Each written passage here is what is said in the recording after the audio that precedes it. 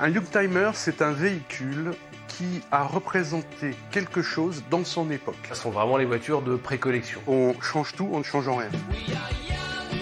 Et si c'était ça finalement le maître mot? Pour garder son Youngtimer en bon état tout en conservant un réel potentiel de collection, son état d'origine mais en roulant toujours en sécurité et en se rapprochant au plus près des standards actuels.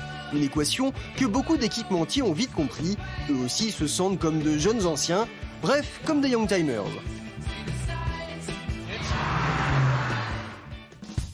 Au royaume des aveugles, les borgnes sont rois, et en automobile, c'est aussi vrai. Nous sommes chez Jean-François. Si l'histoire ne dit pas s'il a crié Eureka, son idée passe avant tout par une ampoule, ou presque. Et avec lui, c'est comme si votre auto se faisait opérer de la myopie au laser. L'objectif, c'est d'avoir une lumière saine, puissante, qui ne consomme pas de courant, contrairement à ce qui se faisait auparavant, et de ne pas dénaturer le véhicule. Et vous allez voir qu'entre une ampoule d'il y a 40 ans et les LED de Jean-François, c'est 2 fois plus lumineux tout en restant vintage. Il faut savoir que là, par exemple, vous avez un filament qui va émettre une puissance de 55 watts. D'accord ? En équivalence, vous allez avoir ici une consommation d'une quinzaine de watts, mais en équivalence, vous avez une lampe de 100 watts. C'est-à-dire qu'en gros, avec un LED comme ça, vous avez 2 éclairages traditionnels comme ça. Mais c'est vraiment le jour et la nuit. Son système d'éclairage à LED donc peut redonner à votre Youngtimer son regard d'autrefois avec des couleurs bien particulières. Regardez ici, on ne fait pas la différence et pourtant c'est bien de la LED. Une opération sans difficulté mais surtout rien n'est définitif. Vous allez voir comme c'est simple de remplacer une technologie par une autre technologie. Ce changement est complètement réversible. On ne peut pas envisager de couper un fil, c'est réversible. Voilà.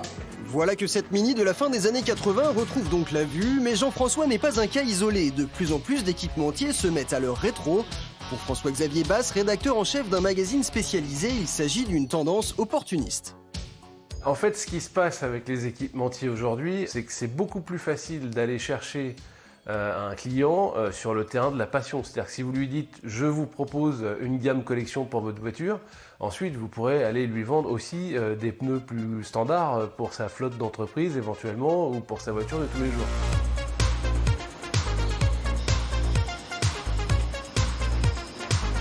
Et justement, en parlant de pneus, avec l'âge, il faut aussi conserver le pied sûr, enfin ici, la roue.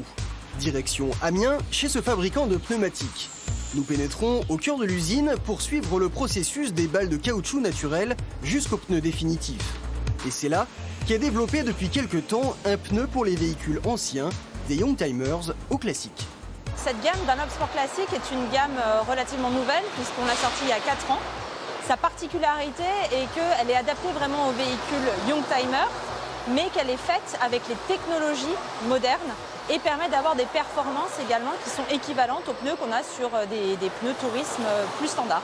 Un point important surtout pour des passionnés et des collectionneurs, c'est qu'on est venu travailler en fait sur la bande de roulement où on voit qu'on a un dessin en fait qui est ancien, qui est classique et qui est assez différent d'un pneu plus standard. On a des rainures qui sont optimisées, des blocs qui sont multi-orientés et qui permettent d'avoir une meilleure évacuation de l'eau et donc de réduire les risques d'aquaplaning.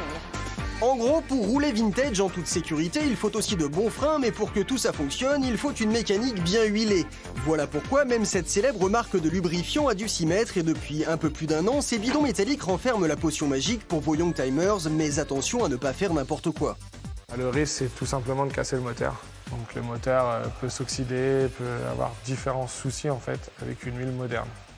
Dans une huile moderne, il y a énormément de détergents, c'est-à-dire que le moteur va être vraiment nettoyé de ses cendres et du coup, ça peut boucher les orifices des anciens moteurs.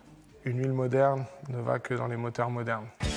Phénomène de société, tendance, star des ventes aux enchères, les Youngtimers ont réussi à émouvoir plus largement que leurs propriétaires, puisque désormais tous les acteurs de l'automobile regardent dans le rétro.